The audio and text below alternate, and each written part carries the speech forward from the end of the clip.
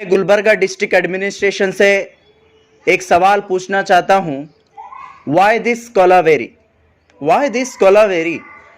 जब सेक्शन 144 तोड़कर वक्फ बोर्ड के ट्रिब्यूनल का जो ऑर्डर है उसको तोड़कर 500,000 लोगों की रैली लेकर एक शासक, एक union minister government degree college के अंदर पनाह लेते, गवर्नमेंट फायर स्टेशन पर पनाह लेते अलंद के, और उसके बाद गवर्नमेंट बस स्टैंड में जमा होकर वो एहतजाज करते, लेकिन कोई उसके ऊपर बात नहीं करता, कोई उसके ऊपर एफआईआर नहीं होता, कोई उसके ऊपर कार्रवाई नहीं होती। जब इसके बारे में एसपी मैडम से सवाल किया जाता तो एसपी मैडम बोलते मैं वर्दी पहनकर बैठी हूं, यहां पर किसी का पक्षपात करने के लिए नहीं बैठी हूं बोलकर एसपी मैडम बोलते हैं। लेकिन एसपी मैडम सिर्फ उन लोगों के ऊपर सेक्शन 144 तोड़ने पर सिर्फ और सिर्फ कोर्ट में एक पिट्टी केस, एक पिट्टी कंप्लेंट दर्ज किए हैं। उसके अलावा उन लोगों के ऊपर कोई कार्रवाई नहीं करे। जो गवर्नमेंट डिग्री कॉलेज में वो लोग जमा होकर वहां पर झंडों के साथ बड़ी बड़ी लाठियां लेकर खड़े हो गए थे, उनके पास पूरा प्रिपरेशन था, सब कुछ रहने के बावजूद, और ओपनली सोशल मीडिया पे वो हिंदू बनाम संगठन के नाम से वो लोग डाल रहे थे कि हम दरगाह, लाडले मशाक की दरगाह को तोड़ेंगे और वहां पर मंदिर बनाएंगे। ऐसे ऐसे स्टेटस व्हाट्सएप पे रख रहे थे जिसको कम्युनल हार्मोनी को डिस्टर्ब करने के लिए पूरे तमाम चीजें वो लोग वहां पर कर रहे थे। वो चीज एसपी मैडम को और डिस्ट्रिक्ट एडमिनिस्ट्रेशन को नहीं दिखाई दी, लेकिन अलंद के अंदर ये बोल रहे हैं कि हजारों लाठियां मिली, पत्थर मिले, सब मिले। क्या आपका इंटेलिजेंस क्या सो रहा था? क्या नींद की गोलियां लेकर सो रहा था? क्या आपको नहीं पता था कि इतना सेंसिटिव केस है बोलकर? क्या आपको नहीं मालूम था? क्या आपको नहीं पता था इसके बारे में?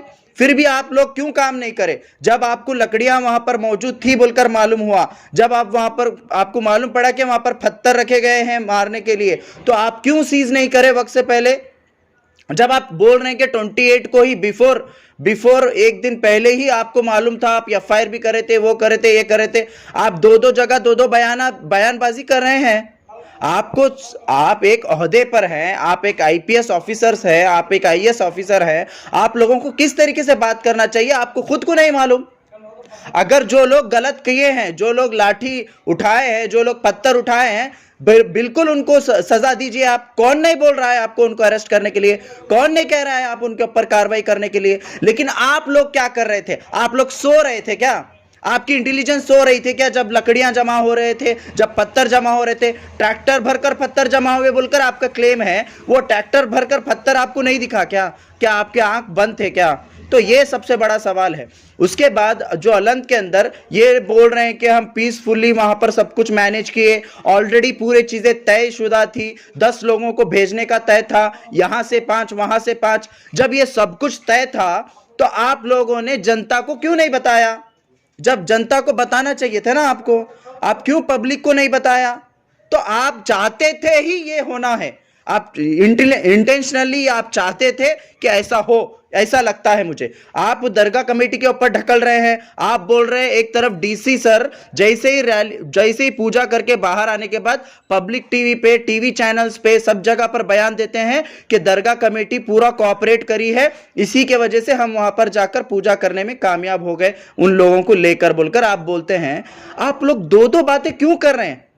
क्या आप लोग कर रहे हैं? दरगाह कमेटी एक तरफ आपको कोऑपरेट भी कर रही है, आप बोलते हैं, फिर उनके ऊपर बड़े बड़े सेक्शंस डालकर उन लोगों को, तमाम लोगों को आप अरेस्ट करे हैं, और उन तमाम लोगों को वो बाकी के लोग भाग गए हैं डर से। अब दोनों तरफ आप ही बात कर रहे हैं, ये कैसी बात कर रहे हैं आप? तो टोटली कंफ्यूजन क्रिएट कर रहे हैं अवाम के अंदर। और उसके बाद जब गुलबर्गा में हम इस अरेस्ट के खिलाफ, इस जो इनोसेंट लोगों को जो अरेस्ट किया गया है और जो वहां पर इलीगल एक्टिविटी हुई है, जो सेक्शन 144 को तोड़ा गया है, उसके ऊपर जब हम एहतजाज कर रहे हैं यहां पर peacefully, democratically, doctor Baba Saheb Ambedkar के स्टैच्यू के सामने, तो आप हमारे लोगों पर 40 से 50 लोगों के ऊपर आप एफआईआर बुक करते हैं।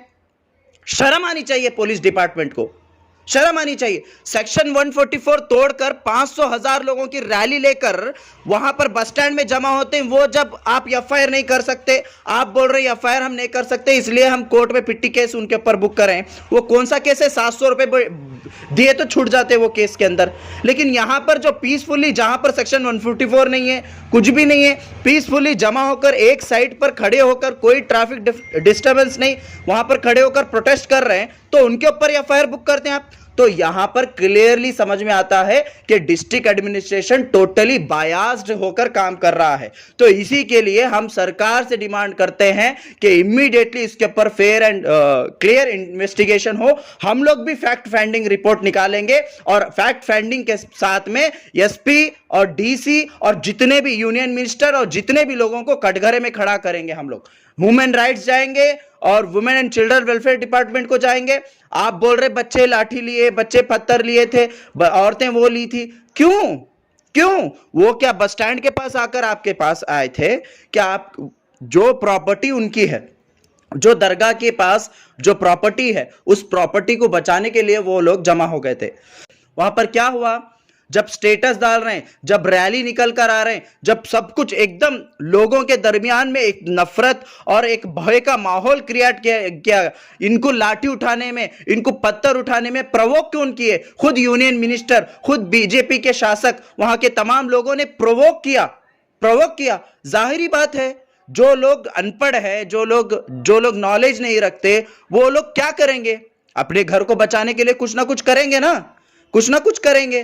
तो आप उनके लिए क्या किया? आप लोगों ने पहले अवाम को कॉन्फिडेंस में नहीं लिया, लोगों को कॉन्फिडेंस में नहीं लिया। आप लोग समझ गए कि सिर्फ दरगाह कमेटी के चंद लोगों को लेकर या चंद जो सो कॉल्ड पॉलिटिकल पार्टीज के लीडर्स को लेकर आप समझ गए कि पूरा कॉन्फिडेंस में आ गया। क्या ऐसे आईएएस आईपीएस ऑफिसर ऐसा काम करते हैं क्या?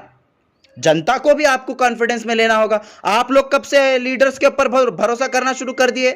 आप लोग कब से इन लोगों के ऊपर डिपेंडेंस होना शुरू कर दिए? वैसा है तो आप लोग अपनी वर्दी छोड़िए, अपना पोजीशन छोड़ दीजिए। सैलरी लेकर क्यों काम कर रहे हैं आप लोग इतने बड़े बड़े पोजीशंस पे?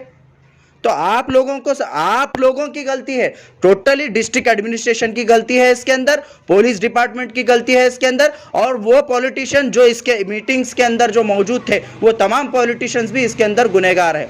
इसीलिए ये आम आवाम सफर कर रही है। मैं एसपी मैडम से और डीसी सर से यही रिक्वेस्ट करता हूं, यही डिमांड करता हूं, जिन लोगों को भी आपने इलीगली इनोसेंट लोगों को जो अरेस्ट किया है, उनको इमीडिएटली रिहा करें। हाँ, आपके पास वीडियोज हैं, आपके पास ऑडियोज हैं, जो कुछ भी हैं, आप उनके ऊपर कार्रवाई करिए। इनोसेंट्स को छोड़ दीजिए, उनको ऊपर हरास मत करिए, और वहां जो 144 लगाया गया है उसको नॉर्मलाइज करिए और जो रेगुलराइज करिए दरगाह को। वहां पर अभी तक अज़ान नहीं हुई है, अभी तक नमाज नहीं हो रही है, जियारत नहीं हो रही है, रेगुलराइज करिए। बहुत सारे लोग वहां पर परेशान हैं, वहां पर रोजमर्रा की चीजें परेशान हैं, तो वहां पर नॉर्मलाइज करिए और लोगों को आसानी करके दीजिए। यही मेरा डिमांड है।